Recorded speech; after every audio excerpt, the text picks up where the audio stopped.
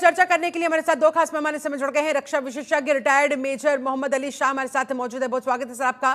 पूर्व राजनयिक डॉक्टर मोहम्मद अमीन भी हमारे साथ जुड़ गए हैं, आपका भी बहुत बहुत स्वागत है। सबसे पहले अली शाह साहब, अब ये कितनी बड़ी कामयाबी इजराइल के लिए मानी जाए? नया चीफ बना था सैफुद्दीन, हाशिम सैफुद्दीन का भी खात्मा कर दिया गया, क्या माने?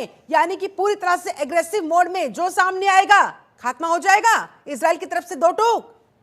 जी, इजराइल अभी बहुत एग्रेसिव मोड में है। इजराइल ने देखिए बारी बारी से चुन चुन के लिया। पहले उन्होंने बोला कि 7 अक्टूबर को बोला कि हम हमास का खात्मा करेंगे, वो खाक मिला देंगे। हमास के पीछे पड़े और उसके बाद फिर हिजबुल्लाह के, लेबनान में तो अपने टैंक, उन्होंने पूरी टैंक का आर्मर्ड कोर का ब्रिगेड पूरा तैनात कर दिया वहां पे उनके बॉर्डर में। ऐसा सुना भी जा रहा था कि वो लेबनान के अंदर घुस भी चुके हैं। तो हमास के चीफ का खात्मा किया, फिर हमास की लीडरशिप का खात्मा किया। इन्होंने सीधा ऊपर से आए। तो जाहिर सी बात है कि देखिए हमको एक और चीज समझनी पड़ेगी कि इजराइल जो मुल्क है ये साउथ लेवेंट रीजन में पड़ता है, वेस्ट एशिया के। इसके बॉर्डर पे लेबनान है और सीरिया है नॉर्थ में, और वेस्ट बैंक और जॉर्डन ईस्ट में पड़ता है। जो गाजा पट्टी है और इजिप्ट है, मिस्र, वो साउथ वेस्ट में पड़ती है, और जो मेडिटेरियन सी है वो वेस्ट में पड़ता है। ये ज्योग्राफी रही इजराइल की। और इस देश में की जो कोस्ट लाइन है वो लाल समुद्र, रेड सी जो है, वो सदर्न मोस्ट पार्ट में पड़ता है। और जो डेड सी है, जो कि डेड सी जो जॉर्डन और इजराइल का भी एक तरीके से बॉर्डर देखते हैं। मैं वहां पे गया हूँ डेड सी पे, वो देखा हुआ है। वहां पे वो ईस्टर्न बॉर्डर पे आता है। तो इजराइल का जो प्रोक्लेम कैपिटल है, जो कि प्रोक्लेम कैपिटल वो जेरूसलम है, और टेल अवीव जो कि देश का जो सबसे, अब अगर इजराइल जमीनी लड़ाई पे आ गया, आपको जैसे अभी मैं आपको ज्योग्राफी समझाई, तो अगर ये जमीनी लड़ाई पे आ गया तो वैसे ही एग्रेसिव मोड में है जैसे आपने बताया। अब तक हवा में हमले हो रहे थे, हवाई हमले हो रहे थे। अगर जमीनी लड़ाई पे ये ज्योग्राफी देखकर अगर आ गया तो घमासान युद्ध होने वाला है। ग्राउंड इन्वेजन तो शुरू कर ही दिया गया है, यानी कि हवाई के साथ साथ अब जमीनी स्तर पर भी अंदर घुसता जा रहा है इजराइल। एक के बाद एक टारगेट पर लेते हुए, निशाने लगाते हुए खत्म करता जा रहा है इजराइल हिजबुल्लाह को, उनके तमाम कमांडर्स को। जी हाँ, बिल्कुल दुरुस्त फरमाया। तो ये मैं देख रहा हूं कि अभी ये तो बस एक शुरुआत है, एक अंत की। यहां पर बहुत जबरदस्त दो तरफ से हमले होंगे। ईरान ने जो हमला किया, बल्कि इजराइल पे, इजराइल चुप नहीं बैठेगा। इजराइल के पास शक्ति है और वेस्टर्न पावर्स का सपोर्ट है। तो इजराइल भी इसका जवाबी कार्रवाई करेगा, फिर ईरान वापस उल्टी जवाबी कार्रवाई करेगा। तो इसका अंत क्या है? अंत मैं देख नहीं रहा, अंत कुछ है ही। यहां पर रूस, दूर दराज रूस को गुजारने की कोशिश है। शाह साहब, एक बार फिर से आपका रुख करते हुए, देखिए आज शुक्रवार है, ऐसे में इजराइल के फ्राइडे प्लान पर मैं अब आपसे आगे चर्चा को बढ़ाना चाहूंगी। और वो इसलिए क्योंकि देखिए, एक तरफ तो हसन नसरल्लाह की मौत के बाद उसका शव नहीं मिला है। सवाल खड़े हो रहे कि सुपुर्दे खाक आज वो किया जाना है, जब शव ही नहीं तो किसे दफनाया जाएगा? और दूसरी तरफ तेहरान के अंदर इजराइल के माफ कीजिएगा, ईरान के अली खामनेई का संबोधन आज होना है, इसलिए भी निगाहें टिकी हुई है। क्या उम्मीद लगाई जाए? जी, आपने बहुत ही दिलचस्प सवाल करा है। देखिए, क्योंकि आज फ्राइडे है, तो आज जुम्मा है, तो आज लोग नमाजें पढ़ेंगे और मतलब जनाजा भी वहां पे पढ़ी जाएगी। जो गरजते हैं वो बरसते नहीं, हाँ। और जो बरसते हैं वो गरजते नहीं। ईरान काफी टाइम से की धमकी दे रहा था इजराइल को कि हम हमला करेंगे, हमला करेंगे। उनके सुप्रीमो अयातुल्लाह खमीनी ने भी बोला हम हमला करेंगे। लेकिन जो उनके न्यूली इलेक्टेड प्रेसिडेंट है, प्रेसिडेंट पेशकिन, उन्होंने कहा कि अगर हमला करती है ईरान तो ईरान को भी इसमें नुकसान होएगा। तो इसमें काफी टाइम तक कटेल हुआ ये हमला। लेकिन अब जाकर ईरान ने जो हमला कर दिया, उन्होंने 180 बैलिस्टिक मिसाइल दागे, जो कि अमेरिका की वजह से और उनके आयरन डोम सिस्टम की वजह से, टेक्नोलॉजी की वजह से इंटरसेप्ट हुए। ज्यादा कुछ वहां पे नुकसान हुआ। अब बात ऐसी है कि तो इस पर एक बात ये भी समझ में नहीं आ रही है लिशा साहब, कि फिर सीधे सीधे ईरान पर अटैक क्यों नहीं कर रहा? अमेरिका ने रोका हुआ है। नहीं, देखिए, इनका ना दरअसल कोई एक बॉर्डर मिलता नहीं है ईरान से। हाँ। अगर हवाई हमले में जाएंगे ये, अगर एक मिसाइल छोड़ते हैं तो आप रफली एक मिसाइल को लगाएंगे, 12 मिनट लगा लिए रफली। 12 मिनट जाएगा इजराइल से ईरान, या ईरान से इजराइल, अगर कोई हवाई हमला होता है। अच्छा। तो इस तरीके। और सीरिया और सऊदी अरेबिया, इन्होंने क्लियरली कह दिया था पहले भी कि इनकी जो एयर स्पेस होगी उसको ईरान इस्तेमाल नहीं करेगी इसराइल के हमले पे हमला करने के लिए, अगर ईरान का प्रोग्राम है ऐसा हमला करने का। अब आपको एक वजह ये हो गई। दूसरी वजह है कि अगर हम समझें कि पूरा इतिहास निकालें इसराइल का, तो वो एक पैलेस्टीन रीजन से एक सिनोनिम है। इसराइल पैलेस्टीन साथ में आते हैं, वो होली लैंड गया था, और कनन जो एक कैनानाइट सिविलाइजेशन थी, वो फॉलो हुई किंगडम ऑफ इसराइल और जूडा की। फिर वो सिचुएशन उसकी वहां पे जो इलाका है वो कॉन्टिनेंटल क्रॉसरोड पे आया, यानी कि अब पति थी ये जमीन किसकी है। अब फिर जो रीजन है वो डेमोग्राफिक चेंजेस हुए उसमें जो रूल हुआ वो वेरियस एम्पायर, जैसे कि रोमन एम्पायर हुआ, ऑटोमन एम्पायर हुआ, यूरोपियन एंटी सेमिटिज्म हुआ, वो लेट 19th सेंचुरी में गैलनाइज हुआ ज़ियोनिज्म में।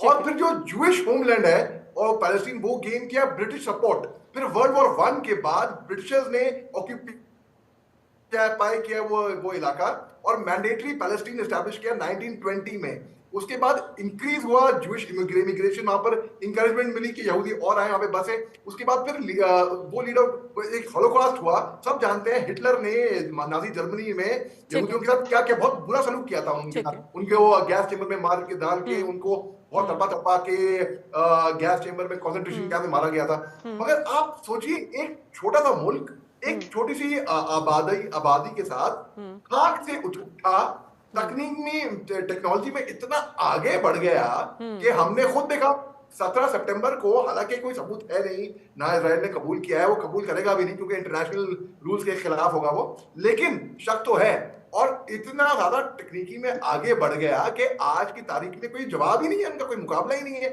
तो उन्होंने बोला है कि वो ईरान पे अपने चॉइस, अपने टाइम पे, अपने तरीके से हमला करेंगे। क्या आगे फिर क्या होता हुआ नजर आ रहा है आपको अली साहब? जी देखिए, क्योंकि शव मिला नहीं है तो अभी तनाव तो होंगे इसमें। मैं आपको हल्का समय इतिहास में जाता हूँ। फिर 1920 में जो इंक्रीज जूइश इमिग्रेशन हुआ, फिर होलोकॉस्ट भी बाद में हुआ, तो उसे ब्रिटिश कॉलोनियल पॉलिसी के तहत वहां पर एक इंटर कम्युनल कॉन्फ्लिक्ट हुआ, जहां पे जूस और अरब में एक एस्केलेट हुआ, एक सिविल वॉर 1947 में, जब यूएन ने प्रपोज किया कि पार्टीशन कर देते हैं दोनों जगह के, भैया अरब के लिए भी और यहूदी के लिए भी। फिर एक जो स्टेट ऑफ इजराइल वो डिक्लेयर हुआ 14 मई 1948 में।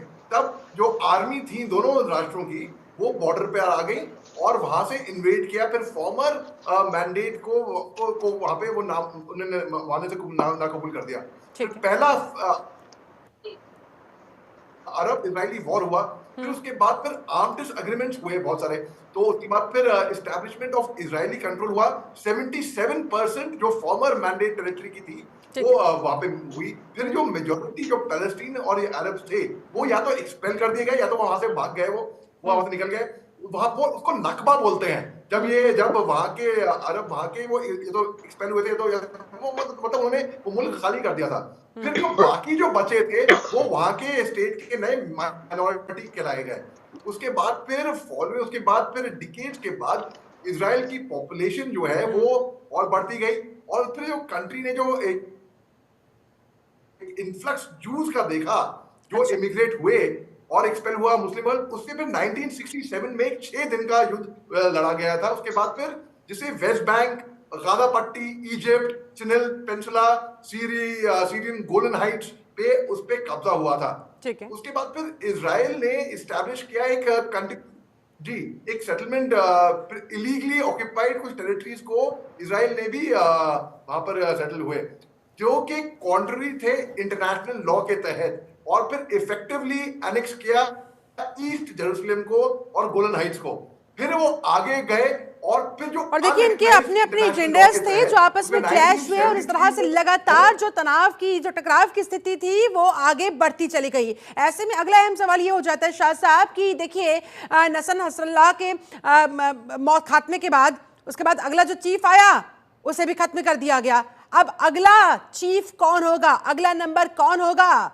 हाशिम मारा गया, नसरल्लाह मारा गया, अब अगला नंबर किसका? इजराइल भी जानना चाह रहा होगा भाई हमें अगला टारगेट किसे बनाना है। जी हाँ, आपने बड़ा अच्छा सवाल पूछा। देखिए, कहते हैं इतिहास अपने आप को दोहराता है, अब कैसे किधर मालूम नहीं, लेकिन इतिहास दोहराता है। अब 1982 में जब हसन नसरुल्लाह ने जब हिजबुल्लाह ज्वाइन की थी और जब एक पॉलिटिकल विंग थी ये लेबनान की, फिर उसके बाद फिर तकरीबन 10 साल 1992 में जब उनके चीफ को भी एयर स्ट्राइक में इजराइल ने मारा था, तब हसन नसरुल्लाह यहाँ के चीफ बने थे। अब वही खात्मा हुआ, एयर स्ट्राइक में ही इजराइल ने इनका खात्मा करा और इनकी लीडरशिप को खत्म करने का इजराइल का एजेंडा है। इजराइल का स्पेसिफिक टारगेट्स चुन के चूज कर रहा है। और देखिए पीस ट्रीटीज कई सारी हुई हैं, जैसे कि मिस्र में हुई थी, फिर रिटर्न, फिर सिनेल में हुई 1982 में, फिर जॉर्डन में 2020 में हुई, फिर वह नॉर्मलाइजेशन रियलाइजेशन हुआ अरब कंट्रियों का। लेकिन जो जैसे कि जो एफर्ट्स हुए, पीस एफर्ट्स इजरायली फलस्तीन को, ऑस्लो अकॉर्ड साइन हुए, फिर कई सारे युद्ध भी लड़े गए,